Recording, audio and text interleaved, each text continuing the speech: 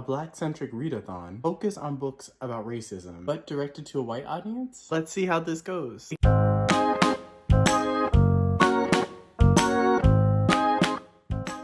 Excuse my shady intro. I actually do think that this is a great way to create a space/time for white people to educate themselves. But what is a readathon about? The Blackout Booktube Readathon runs from June 5th to June 19th and was created by Books with Shay. And so all of her information will be linked down below. There will be also a live show on June 19th, which is today, at 8 p.m. Eastern or 7 p.m. Central Time. I swear, the privilege that white people have is astonishing. Since talking about racism is such a touchy subject, we need to have books by white authors about Black people for white audiences to help white people digest what African Americans have been saying for years. But let's get things back on track. To make this readathon worth it, I encourage my white brothers and sisters to take time and actually digest the information that you are going to read about in these books. The books for this readathon are White Rage by Dr. Carol Anderson and White Fragility by Robin DiAngelo. And I have already read these books, so on to the reviews. White Rage is a quick, dense, historical overview of white rage against African Americans, each chapter chronicling a specific period of history. In dedicating a single chapter to a specific time period, everything feels rather rushed. There is so much information and history that is crammed into this book that, for me at least, made me tune out a bit. This book to me honestly read more like a textbook. It was fact after fact, anecdote after anecdote. And yes, I get it. This is nonfiction, and Anderson is trying to be true to the facts and be respectful to the history of African Americans. But like with all nonfiction, spewing fact after fact is not a great way to engage the reader. Maybe the only reason why I viewed this book in this way is because I already know the history of my people. I am thinking, is this book bringing anything new to the table? And for me, it just did not.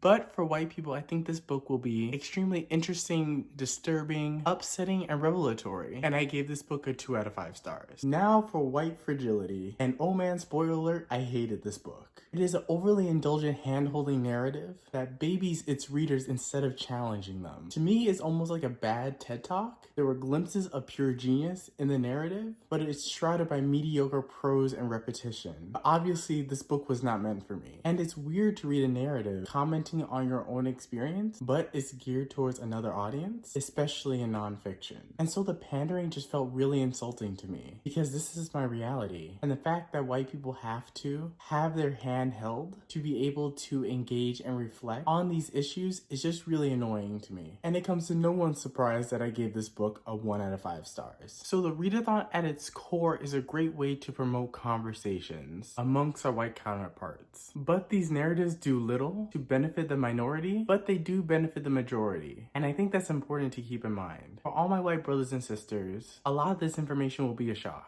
And having a white voice speak to their own community about these topics just hits home that much harder. So I'm happy to discuss these books further with you guys down in the comment section down below. So do not forget to like, comment, and subscribe, and see you at the live show.